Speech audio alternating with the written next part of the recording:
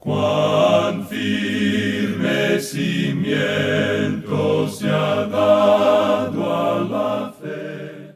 A través de la Biblia, un análisis de la Biblia libro por libro que le ayudará a crecer espiritualmente. Estos estudios fueron diseñados por el Dr. J. Vernon McGee. Acompáñenos en este fascinante recorrido a través de la Biblia. La palabra de Dios. Gracias por estar con nosotros. Iniciamos. Padre eterno, te pedimos que hables a nuestra mente y corazón en el día de hoy y que tu palabra se vuelva real en nosotros. En el nombre de Jesús oramos. Amén. Continuamos hoy, amigo oyente, nuestro estudio en esta segunda epístola del apóstol San Pablo a los tesalonicenses. Y estamos en el capítulo 2. Y queremos comenzar repitiendo la lectura del versículo 7, donde Pablo nos dice: porque ya está en acción el misterio de la iniquidad, solo que hay quien al presente lo detiene, hasta que él, a su vez, sea quitado de en medio. Ahora, el misterio de la iniquidad comenzó a obrar y estaba obrando en los días del apóstol Pablo y continúa obrando en nuestros días. Usted recordará que el Señor Jesucristo presentó una parábola sobre la condición del reino de los cielos en el día de hoy. Y él no estaba hablando de la iglesia allí. En realidad, él estaba hablando del curso que tomó el reino de los cielos. Es el campo donde hoy la palabra de Dios está siendo sembrada.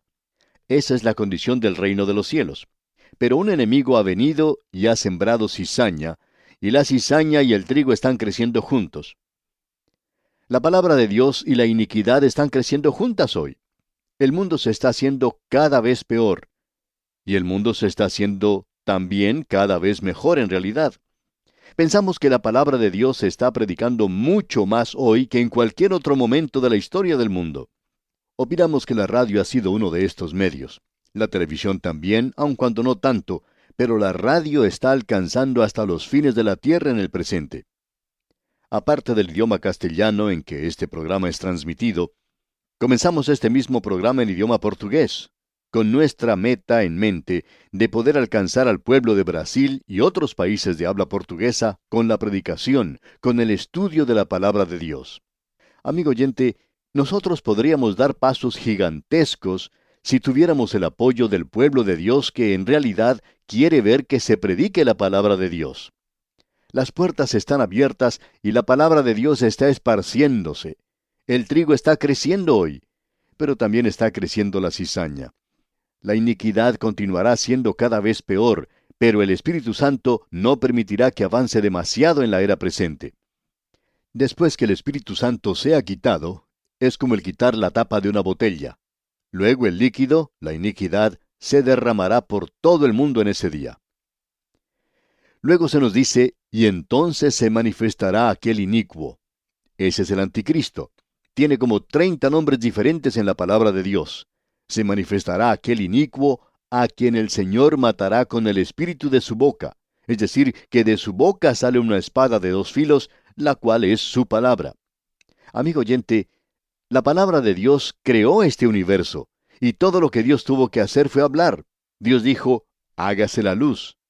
¿Sabe usted lo que es la luz? Es la palabra de Dios. Hoy nosotros tenemos la palabra de Dios escrita.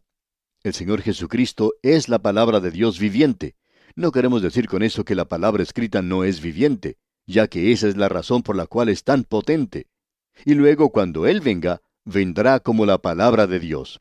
Ahora Él matará a aquel inicuo con el espíritu de su boca y lo destruirá con el resplandor de su venida, es decir, la epifanía, el resplandor, la brillantez de su venida. Cuando Él vino a Belén, esa fue una epifanía. Pablo dice: porque la gracia de Dios se ha manifestado para salvación a todos los hombres. En su venida, Él demostró su gracia. Hay personas que hablan hoy de que algunos creyentes pensamos y estamos convencidos que hay una segunda y tercera venida del Señor. Bueno, creemos en más que eso. Él vino hace más de 2000 años. Epifanía.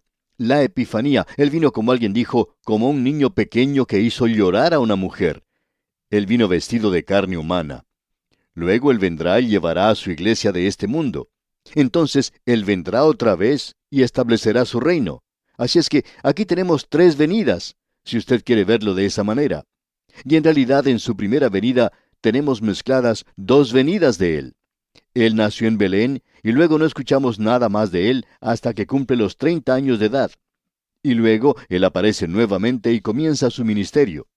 Allí tenemos una primera y una segunda venida, como niño y luego como un hombre de 30 años que fue al templo y lo limpió. Así es que todo esto que se dice hoy cuando uno afirma que Cristo viene por tercera vez es nada más que insensatez en realidad. Como hemos demostrado, podemos nosotros presentar hasta 4 de ellas, y no hay nada malo con ninguna, ya que todo esto es bíblico. Ahora, volviendo al capítulo 2 de esta segunda epístola del apóstol Pablo a los tesalonicenses que estamos estudiando, leamos el versículo 9 que dice: Inicuo, cuyo advenimiento es por obra de Satanás, con gran poder y señales y prodigios mentirosos. Este es el anticristo, el hombre de Satanás, el hombre de pecado, el hijo de perdición, y él vendrá por obra de Satanás con gran poder y señales y prodigios mentirosos. El poder mencionado aquí es Junimus. Ese es un poder físico cuya fuente es algo sobrenatural. Creemos que esto nos dice que Él va a ser uno que va a sanar a muchas personas. Él va a hacer muchas cosas, realizará milagros. También podrá caminar sobre el agua y creemos que será capaz de controlar el viento. Recuerde usted que Satanás permitió en una ocasión que el viento destruyera a los hijos e hijas de Job. Y luego se nos dice, y señales. Es decir, el propósito de eso es el de atraer o complacer el entendimiento. Esto va a tener cierta atracción para el mundo científico de ese día. También lo será para los políticos. También tendrá atracción para el mundo religioso, porque aún hoy la gente es atraída por toda esta clase de cosas. Nos sorprende mucho ver hoy cuántas personas caen en aquello que es realmente falso. Alguien quizá pueda preguntar, ¿por qué creen ustedes que sucede eso? Bueno, puede ser expresado de la siguiente manera. Aquellos que no se mantienen firmes por algo, pueden caer por cualquier cosa. Hay personas hoy que no están arraigados en la palabra de Dios, y Él nos va a hablar de eso, digamos de paso. Nosotros tenemos prodigios mentirosos. Esto es algo que produce un efecto en aquellos que lo están observando. Esto de prodigios mentirosos serán observados por la gente y en todo el mundo se hablará en cuanto a esto. La gente dirá entonces, bueno, ese hombre, ese gobernador mundial del presente, es una gran persona. Mire usted lo que él puede hacer. Ahora, ¿quiénes son los que le seguirán? Aquellos que no creen en el Evangelio. Leamos ahora el versículo 10 de este capítulo 2. Y con todo engaño de iniquidad para los que se pierden, por cuanto no recibieron el amor de la verdad para ser salvos. Y Él lo hará, con todo engaño e iniquidad para que se pierdan. ¿Por qué? Por cuanto no recibieron el amor de la verdad para ser salvos. Creemos que el Evangelio va a ser esparcido hasta los confines de la tierra, aun quizá por medio de la iglesia. Como ya hemos dicho, nos damos cuenta de que está penetrando muy bien hoy por medio de la radio. La radio va a alcanzar a muchas personas. Hay muchos programas radiales que están yendo a lugares mucho más lejos de lo que vamos nosotros, y esperamos poder colocarnos botas de 7 leguas y andar a llevar la palabra de Dios. Creemos que esta es nuestra tarea hoy. El Señor Jesucristo va a permitir que el mundo crea una mentira. Y se nos dice aquí en el versículo 11 de este capítulo 2 de la segunda epístola a los tesalonicenses, por esto Dios les envía un poder engañoso para que crean la mentira. ¿Y por qué hace eso? ¿No es algo injusto? Ah, no, amigo oyente, no lo es. Es lo mismo que se dice que Dios endureció el corazón de Faraón. Si usted cree que eso quiere decir que ese pobre Faraón quería dejar en realidad que salieran los hijos de Israel, y siempre estaba llorando y procurando que ellos salieran, pero que Dios en realidad no le permitía que lo hiciera, entonces usted está equivocado, amigo oyente, porque Faraón no quería que ellos se fueran. Y todo lo que Dios hizo fue provocar que Faraón se pusiera firme y que tomara una decisión. Hay muchas personas hoy que no se quieren comprometer, no quieren tomar una posición con Dios, no quieren escuchar el Evangelio. Han cerrado completamente sus oídos a esto. Dios les está dando la palabra de Dios a ellos. Y luego que ellos hayan escuchado la palabra de Dios y no la hayan aceptado, entonces Dios les va a enviar un poder engañoso. ¿Por qué? Porque ellos no quisieron recibir la verdad. Entonces van a tener que creer una mentira. Estas son las personas que hoy están dispuestas a prestar atención a las sectas y religiones falsas. Pueden ser miembros de la iglesia o personas que han escuchado el Evangelio. Esa es la razón por la cual estos engañadores van a visitar a la gente los domingos por la mañana y saben que los creyentes débiles no van a estar en la casa de oración entonces. Estos falsos mensajeros saben quiénes son los débiles, pues son aquellos que no quieren estudiar la palabra de Dios, y como resultado, estos mentirosos pueden saber muy bien que los llegarían a alcanzar al presentarles estas mentiras disfrazadas de verdad. Usted no recibe la verdad, y entonces usted está abierto para recibir cualquier cosa que se le presente. Nos ha sorprendido mucho el observar que personas inteligentes que se sientan en la iglesia y escuchan el Evangelio, luego lo rechazan, y de pronto uno los ve que están siguiendo una de las sectas más bárbaras y extravagantes que uno puede encontrar, o que están siguiendo a un individuo que es falso y que no les está dando para nada la palabra de Dios. ¿Por qué? Porque así son las cosas. Dios hace eso para separar las cabras de las ovejas. Y esa es la mejor forma de hacerlo. Ellos no quieren recibir el amor de la verdad y ahora Dios les envía un poder engañoso para que crean la mentira. Ahora, ¿cuál es la mentira? Creemos que el anticristo les va a decir, ustedes son realmente inteligentes al no llegar a ser unos locos religiosos y creer en Jesucristo, que Él iba a venir y a llevarlos a ustedes y sacarlos de este mundo. Esas personas probablemente han partido en un viaje a la luna y han desaparecido, y quizás se encuentran en algún lugar en el espacio y no saben lo que están haciendo. Creemos que el anticristo presentará muchas explicaciones en cuanto a esto, y les dirá a esta gente que ellos han sido verdaderamente inteligentes al esperar, porque ahora van a construir un reino aquí en la tierra, y la gente va a creer lo que el anticristo les está diciendo, y ellos van a pensar que están entrando al milenio. Pero en realidad están entrando al período de la gran tribulación. Creemos que esa es la mentira. ¿Y por qué? Para que el Señor les pueda juzgar, ya que en el versículo 12 de este mismo capítulo 2 de la segunda epístola a los tesalonicenses, dice Pablo, a fin de que sean condenados todos los que no creyeron a la verdad, sino que se complacieron en la injusticia. Hemos dicho esto muchas veces y queremos repetirlo una vez más. Si usted puede estar sentado y escuchar este programa y continuar rechazando a Jesucristo, amigo oyente, usted está completamente abierto para cualquier otra cosa que se le presente. Pero eso sí, usted nunca podrá entrar a la presencia de Dios y decir, bueno, yo nunca escuché el Evangelio. Porque, mi amigo, usted lo está escuchando en este mismo instante. Usted ya lo ha escuchado, y probablemente lo ha escuchado en varios lugares diferentes, y usted posiblemente le dio la espalda. Y cuando usted le da la espalda a Dios, queda completamente abierto, vulnerable para cualquier cosa, y entonces está listo para el juicio.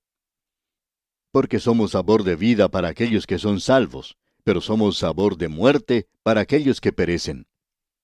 Amigo oyente, nosotros no somos sus amigos si usted está rechazando a Jesucristo, porque usted no puede entrar a la presencia de Dios ahora y decir que usted no ha escuchado el Evangelio. Y eso es lo que yo siempre quiero decirle a la persona que rechaza a Cristo. Amigo, nosotros lo hemos puesto a usted en una situación muy difícil, créalo. Usted nunca puede decir ahora que nunca antes ha escuchado el Evangelio, porque usted ahora es completamente responsable, no tiene excusas que valgan. Y Pablo ahora, comenzando con el versículo 13, inicia el lado práctico de esta epístola, lo práctico en cuanto a la venida de Cristo. ¿Qué quiere decir esto en realidad para nosotros? Bueno, a la luz del conocimiento de los hechos futuros, el creyente debe vivir una vida que demuestre que él cree en la venida de Cristo. El creer en la venida de Cristo no quiere decir que uno tiene que estar corriendo y mirando hacia arriba, hacia el cielo y decir, «Ah, cómo me gustaría que venga el Señor Jesucristo». Eso es cosa sin sentido. Amigo oyente, eso se va a manifestar a sí mismo en varias maneras diferentes. En vista de esto, los creyentes deben estar establecidos en la palabra de Dios. En segundo lugar, los creyentes deben estar establecidos en su forma de andar aquí en la tierra. Y entonces, en tercer lugar, los creyentes tienen que estar establecidos en su trabajo, en todas estas tres áreas. Notemos ahora lo que nos dice aquí al leer los versículos 13 y 14 de este capítulo 2 de la segunda epístola a los tesalonicenses. Pero nosotros debemos dar siempre gracias a Dios respecto a vosotros, hermanos amados por el Señor, de que Dios os haya escogido desde el principio para salvación, mediante la santificación por el Espíritu y la fe en la verdad, a lo cual os llamó mediante nuestro Evangelio, para alcanzar la gloria de nuestro Señor Jesucristo. Creemos que estos dos versículos nos presentan el aspecto total de la salvación. Es decir, que se nos presenta la salvación desde el pasado hasta el presente y al futuro. Todo esto se presenta aquí. En primer lugar, tenemos aquí que Dios os haya escogido desde el principio para salvación. Y quisiéramos presentar aquí otro versículo que va a la par de este.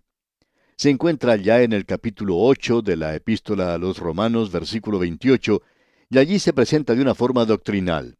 Allí dice: y sabemos que a los que aman a Dios, todas las cosas les ayudan a bien, esto es, a los que conforme a su propósito son llamados. El doctor R. A. Torrey acostumbraba decir que este versículo era como una almohada muy suave para un corazón cansado. Y por cierto que lo es. Y ahora los versículos 29 al 31 de ese mismo capítulo 8 de la Epístola a los Romanos dice: porque a los que antes conoció, también los predestinó para que fuesen hechos conformes a la imagen de su Hijo, para que Él sea el primogénito entre muchos hermanos. Y a los que predestinó, a éstos también llamó, y a los que llamó, a éstos también justificó, y a los que justificó, a éstos también glorificó. ¿Qué pues diremos a esto? Si Dios es por nosotros, ¿quién contra nosotros? Comenzamos ahora con la primera declaración que encontramos en el versículo 13 de esta segunda epístola a los Tesalonicenses, capítulo 2. Allí se nos dice que desde el mismo principio hemos sido escogidos para la salvación. Ahora eso mira hacia el pasado. Y todo lo que yo sé en cuanto a esto es que dice eso y yo lo creo. ¿Quiere decirme que Dios lo eligió a usted antes de haber llegado aquí? Bueno, Spurgeon lo decía de la siguiente manera. Escuche usted. Él dijo: me agrada saber que Dios me eligió antes que yo llegara aquí, porque si Él hubiera esperado hasta que yo llegara aquí, entonces nunca me hubiera elegido. Y eso, amigo oyente, tiene sentido. Quiere decir sencillamente que usted no sorprendió a Dios cuando confió en Cristo. Pero también nosotros necesitamos ver el otro lado de la moneda. Todo aquel que quiera puede ir. Y eso no tiene ningún efecto en usted si usted no lo quiere hacer. Así es como son las cosas. Todo el que quiera puede ir. Todo aquel que tenga sed. Esa es una oferta legítima. Esa es una oferta sincera. Esa es una oferta sin ninguna clase de complicación para la salvación. El que tenga sed, venga a mí y beba. Y la razón por la cual usted no está viniendo es porque usted no ha sido escogido. La razón es porque usted no tiene sed. Usted no piensa que necesita un Salvador. Así es que aquí se menciona a aquellos que han sido escogidos desde el principio para salvación. Y eso, como dijimos, mira hacia el pasado. Luego leemos, mediante la santificación por el Espíritu. Ya hemos dicho anteriormente que cuando la santificación se usa en relación con el Espíritu Santo, es algo práctico. Cuando es en relación a Cristo, es en cuanto a posición. Así es que la santificación del Espíritu aquí quiere decir que Él quiere que usted crezca en gracia en esta tierra. Él quiere que usted se desarrolle. Y luego tenemos, y la fe en la verdad. Eso quiere decir que usted va a estudiar la palabra de Dios. Y la fe en la verdad. Esa es la forma en que usted va a crecer. Así es como se va a desarrollar usted. Luego el apóstol Pablo se refiere a lo siguiente: para alcanzar la gloria de nuestro Señor Jesucristo. Y esto se refiere al arrebatamiento. Porque, amados, ahora somos hijos de Dios, y aún no se ha manifestado lo que hemos de ser, pero sabemos que cuando Él se manifieste, seremos semejantes a Él, porque le veremos tal como Él es. Esa es una declaración maravillosa, ¿no le parece? Luego tenemos una declaración allá en la Epístola a los Colosenses, capítulo 1, versículo 27, que dice: a quienes Dios quiso dar a conocer las riquezas de la gloria de este misterio entre los gentiles, que es Cristo en vosotros, la esperanza de gloria.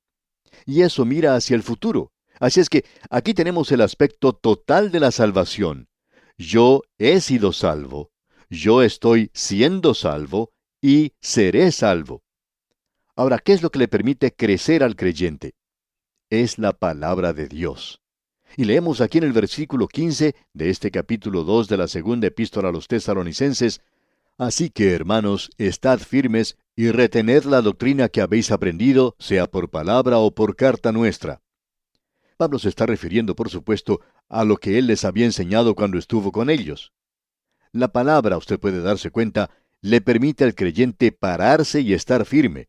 La palabra trae consolación y aliento. La palabra y la obra están relacionadas mutuamente. El estudio de la palabra le lleva a usted a la obra o al trabajo para el Señor. Escuche lo que Pablo nos dice aquí en los versículos 16 y 17 de este capítulo 2 de la segunda epístola a los tesalonicenses. Y el mismo Jesucristo, Señor nuestro, y Dios nuestro Padre, el cual nos amó y nos dio consolación eterna y buena esperanza por gracia, conforte vuestros corazones, y os confirme en toda buena palabra y obra. Él conforta los corazones. La palabra de Dios le confortará a usted y le edificará. Eso es lo importante. Y si usted es edificado, entonces le traerá consuelo. Y también dice, y os confirme. Eso quiere decir que usted está arraigado en la palabra de Dios. Usted no será empujado por cualquier viento de doctrina. Usted no estará siguiendo cualquier cosa que se presente o leyendo cualquier libro que salga porque presente algo del momento en lo cual la gente está interesada. Necesitamos, pues, estar establecidos en la fe. Amigo oyente, esto es muy importante. Usted puede apreciar que la palabra de Dios es, por tanto, aquello que le guiará a usted a hacer la obra de Dios. Dios mediante, en nuestro próximo programa, en nuestro próximo estudio, cuando comencemos el capítulo 3, veremos que los creyentes pueden ser establecidos en su andar, y que su andar es un andar ante el mundo, y el creyente necesita andar establecido en su obra aquí en esta tierra. Amigo oyente, hoy es algo engañoso y usted se puede engañar a sí mismo y a los demás cuando usted habla de cómo ama la venida del Señor, pero no estudia la palabra del Señor, y la palabra de Dios no se manifiesta entonces a sí misma en su vida y no hace que usted trabaje. Amigo oyente, si usted realmente cree que Jesucristo viene, entonces va a estar muy ocupado. Usted va a trabajar por Él, porque usted tiene que rendir cuentas ante Él, y Él puede estar aquí mañana. Y si así es, yo quiero estar ocupado en el día de hoy. Usted no va a tener tiempo de estar en la ventana mirando a ver si Él viene, o siempre mirando hacia el cielo para ver cuándo va a aparecer.